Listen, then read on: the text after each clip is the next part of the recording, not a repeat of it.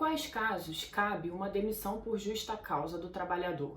Nesse caso, trata-se de uma penalidade trabalhista máxima, em que deve ser aplicada em casos extremos, onde não há mais a possibilidade da manutenção do vínculo e da confiança que deve existir na relação contratual laboral. O artigo 482 da CLT traz as hipóteses em que pode ser aplicada a justa causa ao trabalhador.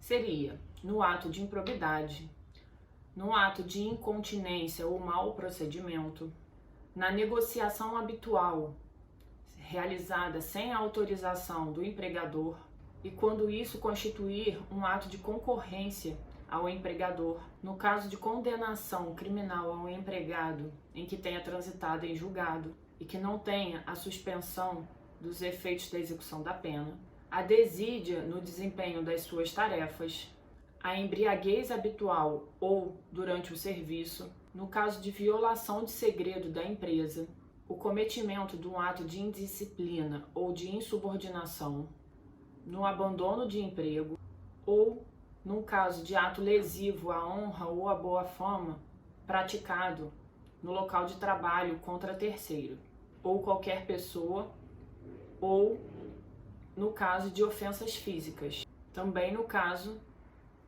de ofensa à honra ou à boa fama ou ofensas físicas praticados contra o empregador, a prática constante de jogos de azar e a perda de habilitação no caso de requisitos legais para exercício daquela profissão. Nesse caso, o trabalhador terá direito a receber apenas pelos dias trabalhados, eventuais férias vencidas, salário família, se for o caso, e terá direito ao depósito relativo ao FGTS das verbas rescisórias. Não vai haver nem a multa, nem o saque do FGTS, nem tampouco o recebimento de seguro-desemprego. E se o empregado não concordar com os motivos da empresa para a demissão da justa causa? Se a aplicação dessa penalidade for injusta, o empregado terá que procurar o judiciário para entrar com uma ação em que faça a reversão dessa justa causa aplicada.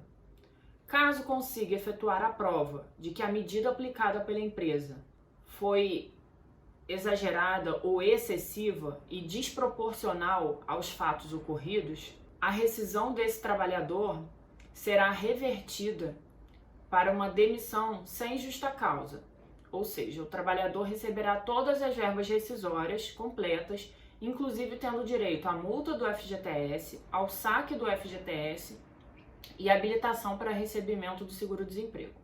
Existe um prazo para aplicação da justa causa? A lei não fixa um prazo estipulado. No entanto, o entendimento é de que deve ser aplicada assim que o empregador tomar ciência daqueles fatos. Ou seja, se o fato ocorreu hoje, mas a empresa, o empregador, só teve ciência da realização do cometimento dessas faltas pelo trabalhador daqui a 15 dias, então não há como se exigir a aplicação da justa causa no período anterior em que a empresa não tinha conhecimento dos fatos. Então, assim, a medida deve ser imediata após a ciência dos fatos, sob pena de ocorrer o perdão tácito, ou seja, quer dizer, se a empresa não tomou nenhuma medida no intuito de coibir a prática daquele ato, então ocorre o perdão tácito. A justa causa não poderia mais ser aplicada. E a justa causa vai poder ser aplicada mesmo que aquele trabalhador nunca tenha sido advertido ou suspenso? Deve existir uma proporcionalidade na aplicação dessas penalidades, No geral, quando as faltas cometidas pelo trabalhador não são graves ou gravíssimas, existe a aplicação da advertência por escrito, da suspensão por 1 a 3 dias, depende do caso, e posteriormente a demissão por justa causa. Para a aplicação direta da demissão por justa causa, o fato tem que ser gravíssimo, tem que ser uma situação em que não seja realmente possível a manutenção do contrato de trabalho. Essas eram as considerações em relação à aplicação da penalidade de demissão por justa causa.